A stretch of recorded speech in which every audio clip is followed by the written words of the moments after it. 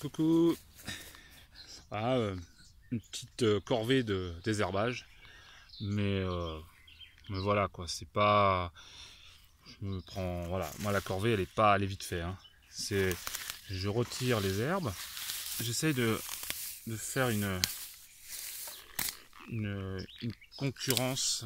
Voilà, parce qu'en tout compte fait, là, si je laissais le liseron et les autres adventices envahir le plant de courgette, le plant de courgette ne survivrait pas. Hein. Il est trop petit pour l'instant pour prendre le dessus. Donc du coup, je fais un coup de pouce en gros, et je laisse, ou je donne aux poules, ou je laisse les herbes sur place. Ça recrée de l'azote. Et il n'y a pas de souci, de toute manière, avec le soleil, tout est cramé. Après, ça redevient voilà, un paillage. Je fais un paillage de mauvaises herbes. Allez, il y a un drôle de potager ici. Hein. Mais voilà, donc du coup, les plants, les courgettes, ah bah tiens, en désherbant, je remarque le premier plant de courgette. Et donc du coup, voilà, je désherbe au pied pour essayer en fait de... Parce que c'est un peu la guerre à la place en fait.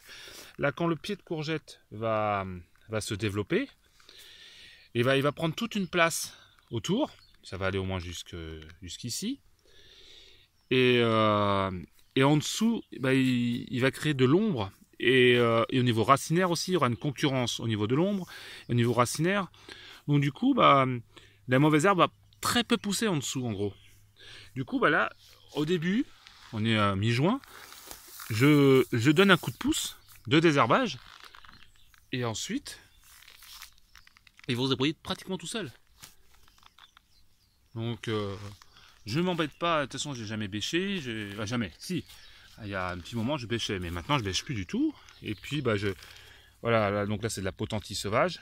Ça, c'est hyper envahissant. On s'en fiche.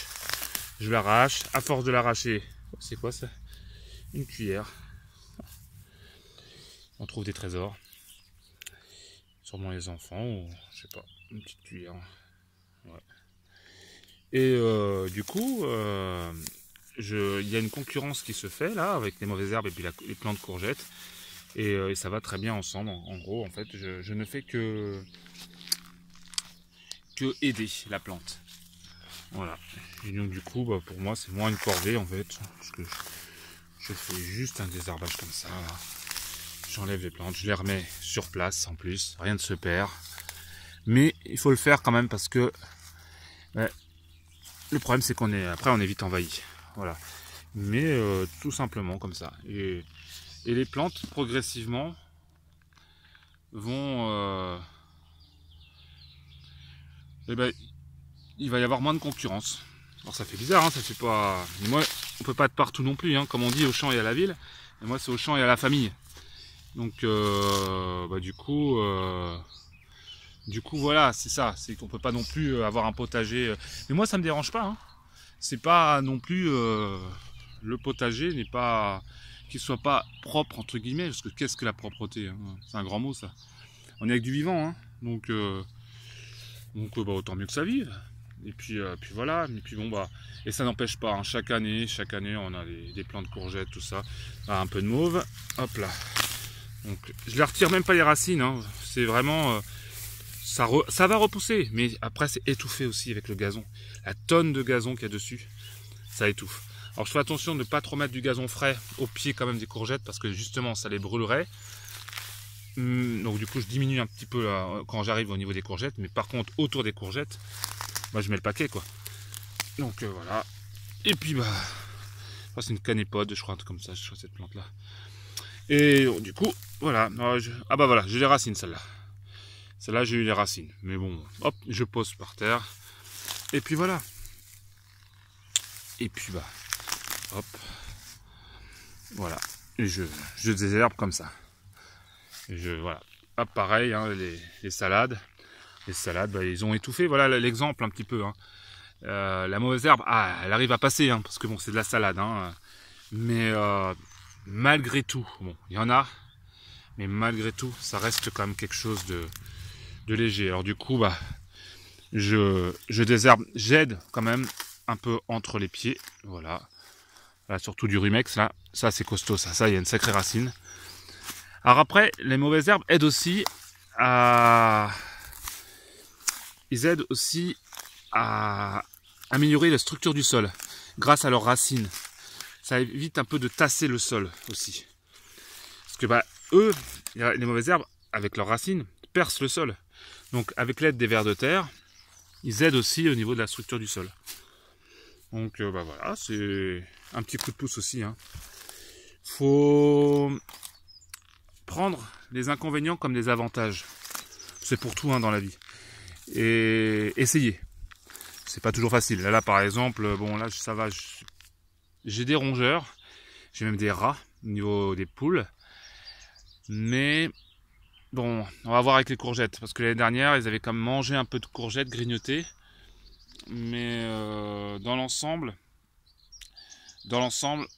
ça le fait. La cohabitation est à peu près bonne. Mais bon, c'est pas facile. Et tout ce qui est ratopier, musarène, tout ça, c'est vrai que ça peut faire aussi des dégâts dans les potagers. Ça c'est une évidence. Après, encore une fois, quand le potager est à peu près équilibré, bon.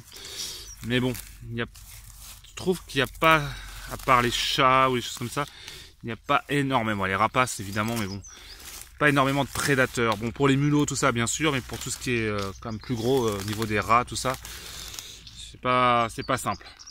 C'est pas simple. Après, s'ils sont là, c'est qu'ils ont leur utilité, bizarrement. Mais ils ont leur utilité, peut-être de nettoyage, de choses comme ça. Voilà. Donc du coup, c'est curieux, mais c'est comme ça. Voilà. Voilà le petit passage de la petite corvée de désherbage. J'ai bientôt terminé. Au niveau des plants de tomates, hop là. Alors les plants de tomates, il faut faire attention. Les plants de tomates, hop. Alors les plants de tomates, oui, il faut faire attention aussi parce que, pareil, le liseron. Pas mal de liserons. On dit qu'on a beaucoup de liserons quand le sol est tassé. Alors je trouve ça curieux parce que je ne trouve pas si tassé que ça chez moi le sol. Mais bon, après le liseron quand il s'est installé. Alors là par contre là, si je laisse faire, le liseron va monter sur les tuteurs et va carrément envahir le plant de tomate. Donc là c'est vraiment ça, essayez de le faire assez régulièrement, mais bon, essayez avec le temps qui nous est imparti, comme on dit. Et voilà. Bon, après ça, ça je le donne directement aux poules. Les poules sont juste à côté. Hop là. Hop. Voilà. Allez, à plus. Ça leur fait de l'herbe, ça leur fait du bien.